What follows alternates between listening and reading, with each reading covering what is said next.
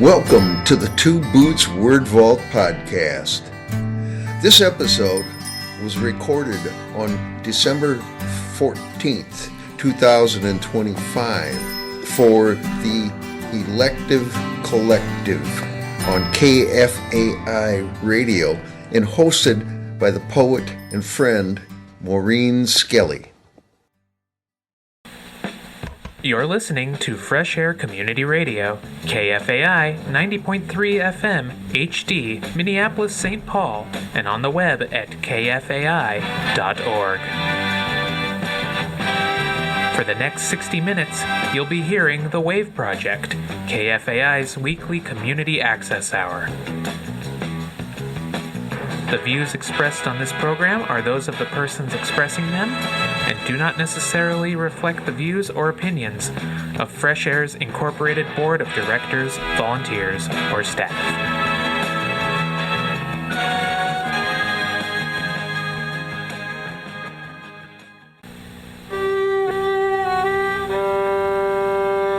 Here's a poem. A salt block in the horse pasture.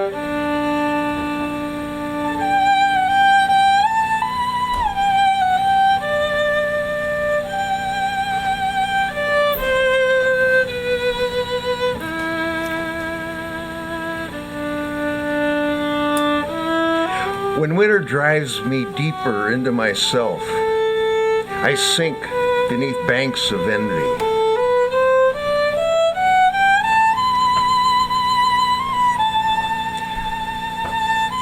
Self-pity hardens like blood on dirty snow.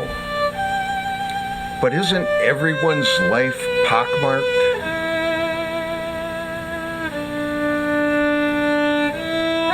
In a pasture, a muddy spot shows hoof marks and tongue grooves where deer licked frozen dirt.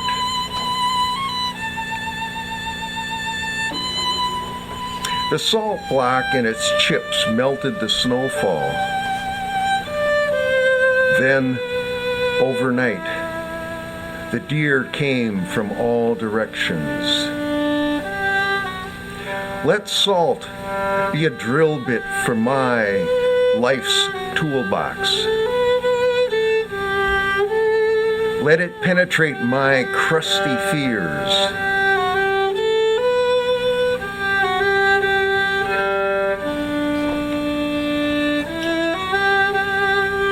Let me remember this calm pasture, and let the deer lick my wounds.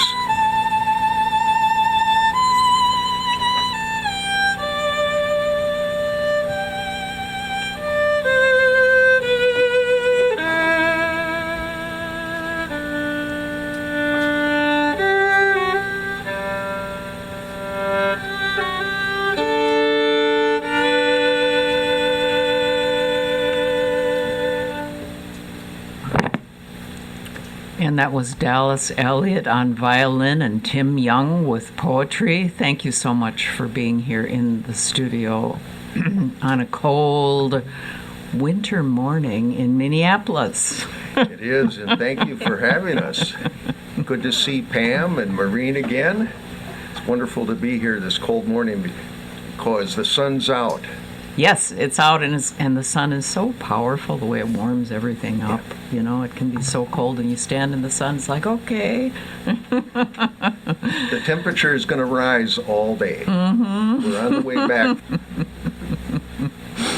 So this is our Darkness into Light show, and we're welcoming everybody here to listen in this morning, and we're going to treat you to an excerpt from A Child's Christmas in Wales by Dylan Thomas, especially since we've had a couple of winters without much snow, and now it seems like we are having a real winter with the usual amount of snow here for Minneapolis, Minnesota.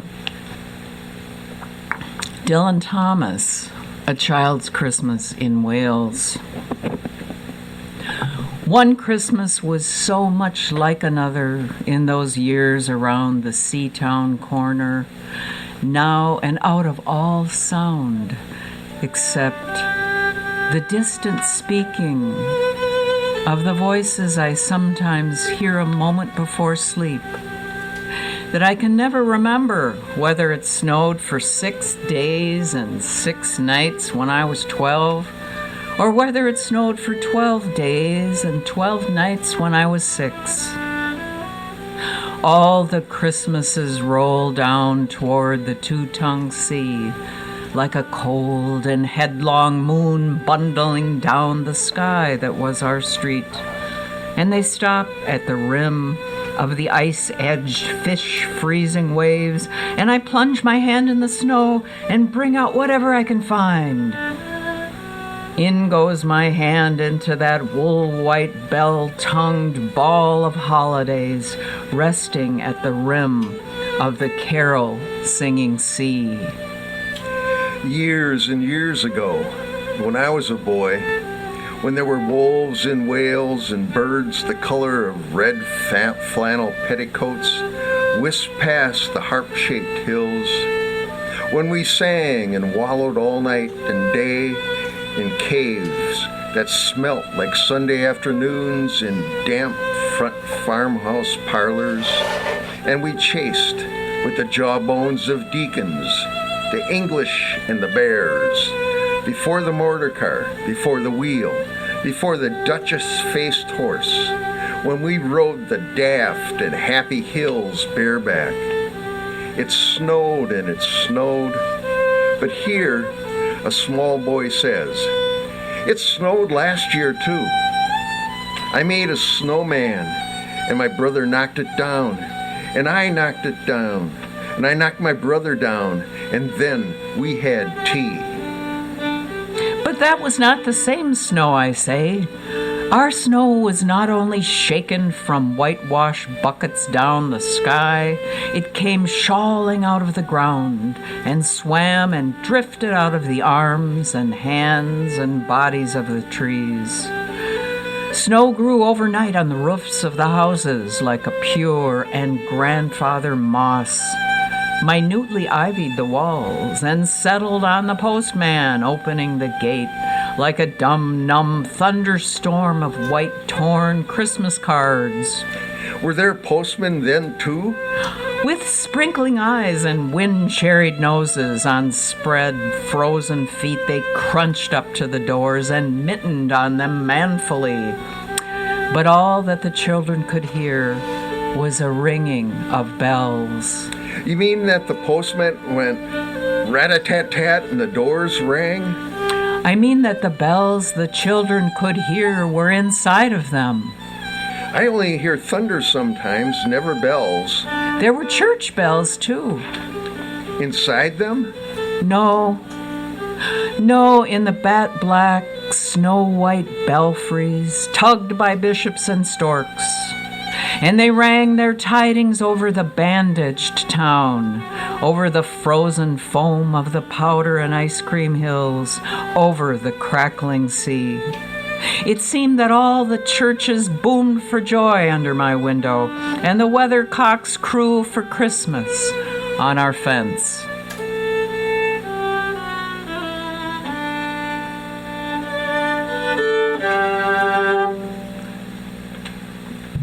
That was Dylan Thomas, from A Child's Christmas in Wales, and readings by Maureen Skelly, Tim Young, and Dallas Elliott on violin. So much fun to do this. The oral arts. I know our friend Lauren Nemi is celebrating the oral arts now at the American School of Storytelling. Yep. I have read some wonderful programming going on, and I have as yet to make it down there, but I'm so glad he opened that school. Oh, yeah. Yeah. The oral arts, really important for us these days. Yes. It's not on the screen. Mm-hmm. And our old friend Roy McBride. Oh, yeah, Roy. That's right. Roy. I always loved working with Roy because he was an oral shaman. That's a good way to describe him. He would recite the simplest words, but it carried you to the other world and back. Yeah. That's a wonderful way to describe Roy. And I had always wanted to work with him when I was Yeah. 30 because of the oral tradition. Yep. And then he had a quote. He was friends with a man who I never met, Etheridge Knight.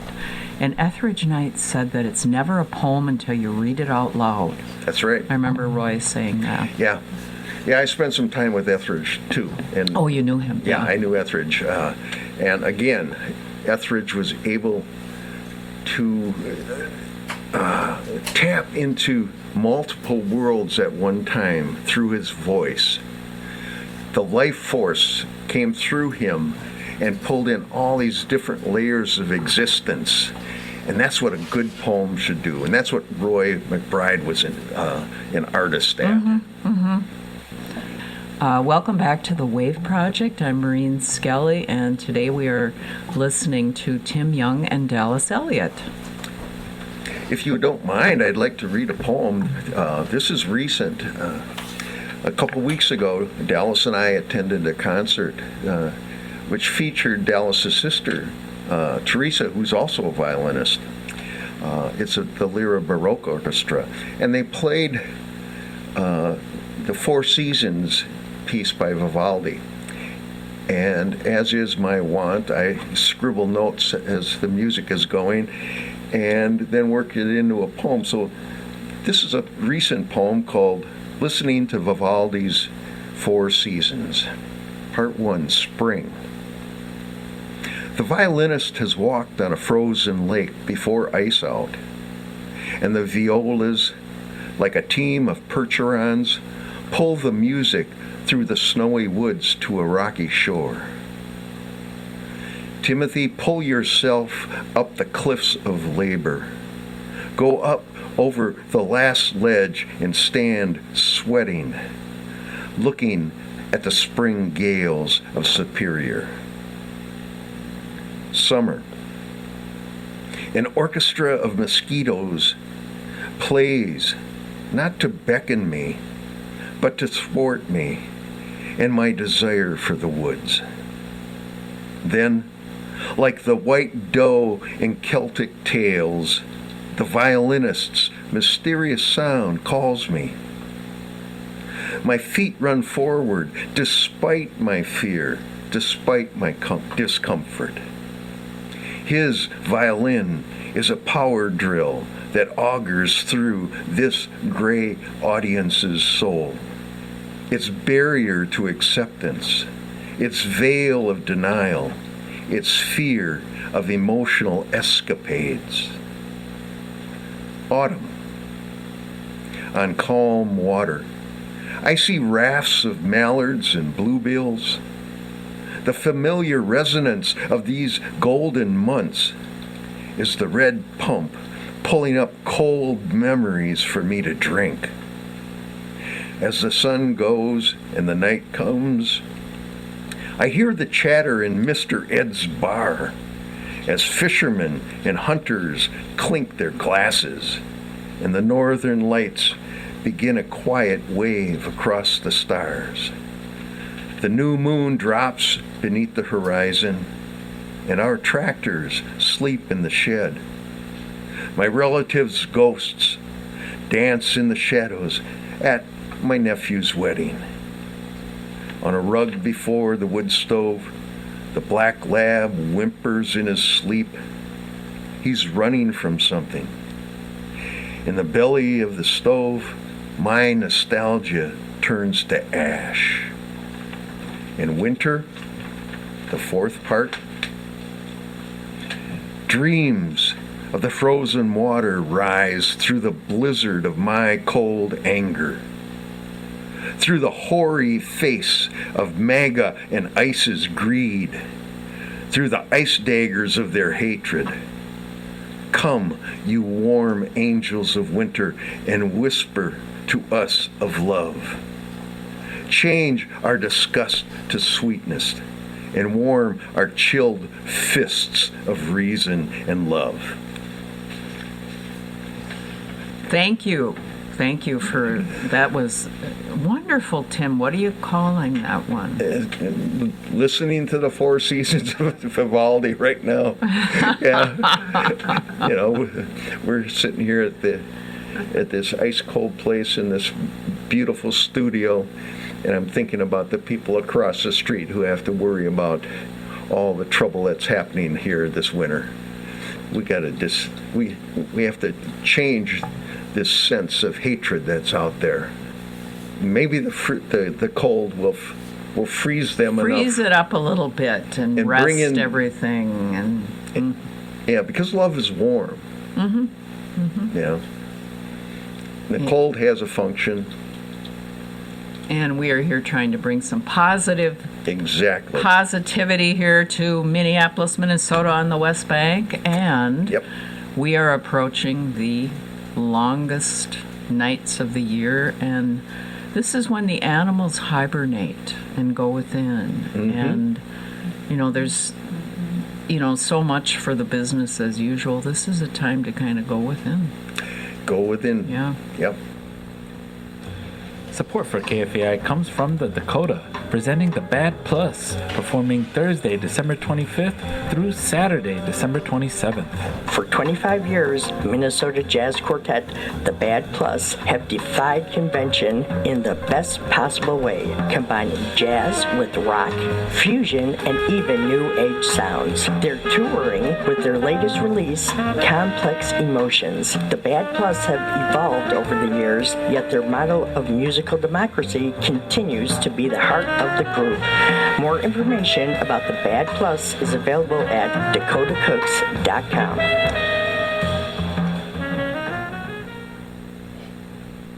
Welcome back to the Wave Project, and this is the Eclectic Collective, and in the studio we have Tim Young and Dallas Elliott, and they're going to be doing another piece for us. Yeah. Dallas and I, years ago, we began working with some friends from Wisconsin. We developed a music program to raise money for homeless shelters. And one of our friends, the writer Julian Emerson over in Wisconsin, he spent weeks with the homeless in Eau Claire, Wisconsin, how they managed to go through the wintertime. Kind of stirred us up, and we developed a program. We did a number of concerts raising money for various homeless shelters in Wisconsin. And wonderful work. It was this time of year, of course. Mm-hmm. It was so cold. And Dallas had composed some musical pieces. I read some old poems, but when you asked us to come back, I thought, what could we do to echo that? Mm-hmm. Part of this is, over the last couple of years, I got back to tapping maple trees for maple sap. Oh. My brother and I do it in the spring, and I was thinking, it starts in the dark, mm-hmm. In the roots, down at the roots. Mm-hmm. The sap goes up the trunk, you tap it, you collect it, and then you have to boil that mm-hmm. sap so that its essence, and at its essence, it's sweet. Mm-hmm. I mean, that's the way our lives go. And that's how this year is going to start. I'm predicting that. I always like being able to get some, like a jug of the sap, and then I would fast. I'd do like a fast, and I'd drink maple sap. Yeah. I mean, I should do that again. Oh. But, it was just like a day fast, and you're drinking tree sap to renew your body. You're drinking gift of the earth. Mm-hmm. This is all the water. Water is life, mm-hmm. right? It moves through the roots and through the soil and through the trunk, just the way poetry and music comes into the human being mm-hmm. and then out into the world. I've been writing poems about this, and I'm going to do a poem called Back to Paradise's Pantry. Dallas composed the piece that we called Cedar Bark Morning. Back to Paradise's Pantry.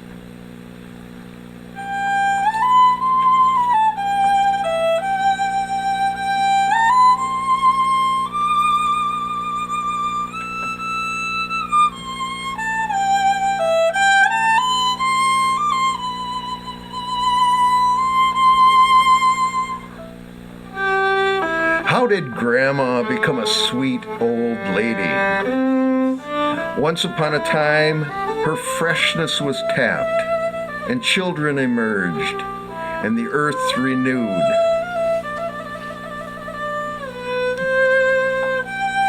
Joy came, work began, so did laughter, tears, and misery. Dark matters arrive with friction. Knives screech in everyone's kitchen, and death swims in every river. In our psychic cellars, misery always hides in jars. Like niter in cooking tree sap, like the sticky foam in syrup pans, gravity's work cooked Grandma's sorrow.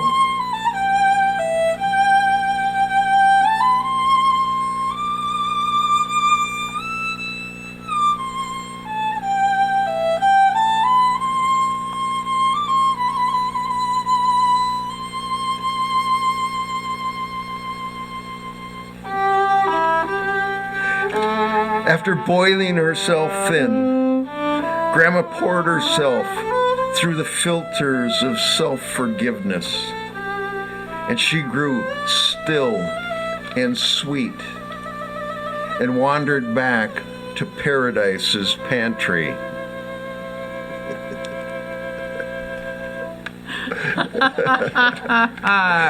Wonderful. You know, I didn't appreciate my grandmother as much until I got to be an old man myself. Isn't that the way it goes? I mean, I wish we could appreciate them more when we're young. Well, we just accept the love, Yeah, yeah. and as we get older, we can love them back through ourselves and the things that we experience with them, the better times. Thank you so much. Yeah. That was delightful. Tim Young and Dallas Elliott. And now, Maureen Skelly. Christmas in Madrid.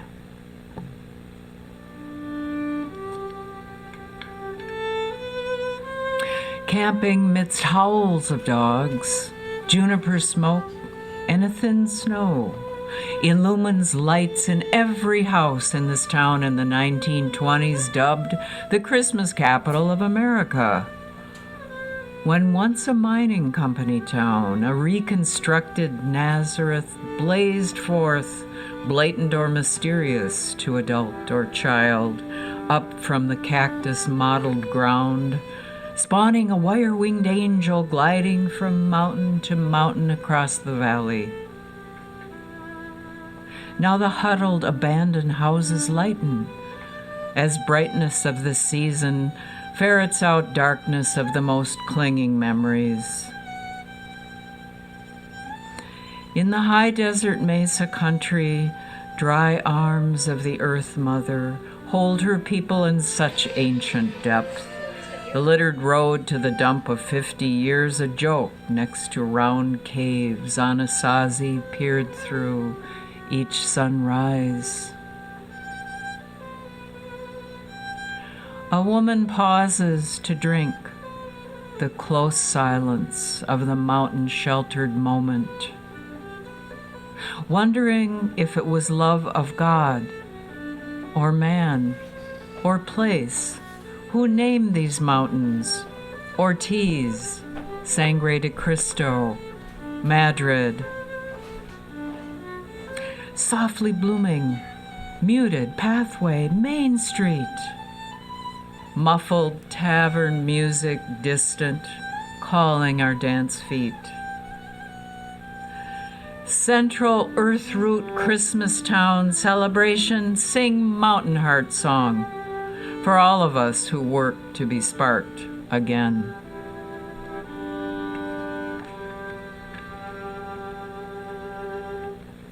Thank you, Dallas, for accompanying me on that poem. We have a little bit more time here in the studio today with our Darkness into Light, getting ready for solstice and no matter what culture one is in, we all walk upon the same ground and we all experience the darkest, longest nights and a rebirth, a hibernation. And I mean, it's a good time to really go with the seasons and not just business as usual. And think about, the animals hibernating and the water is freezing and then becoming reborn later. So it's that time again, folks. Tim, you had a poem to share. Sure. I just want to comment, though. I've been working with some fellows in Australia, so they're in the middle of summer right now. And it's a good reminder. They're fascinated by our Minnesota climate.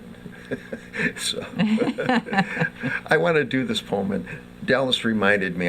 The last time we were here, I did this poem, but it's for this time of year. He's got the whole world in his hands. When Dad sang "My Wild Irish Rose," Mom smiled, then blushed. Sometimes I would be red with envy, but more often I was proud. His voice rose above our childhoods, and now we all love to sing. At Christmas, we wrap our arms around one another and sing "O Holy Night," the first Noel, and he's got the whole world in his hands. I begin that last song in a blues voice, never sweet nor mocking nor sentimental, a voice earned on the streets of Frogtown. When the tempo shifts, Claire's hips sway, Daniel claps, and Dad shimmies like a minnow in a holy man's hand. Then grace comes nearly every year from the low and the dark, and we rise like the faithful to repeat the sounding joy, to repeat the sounding joy.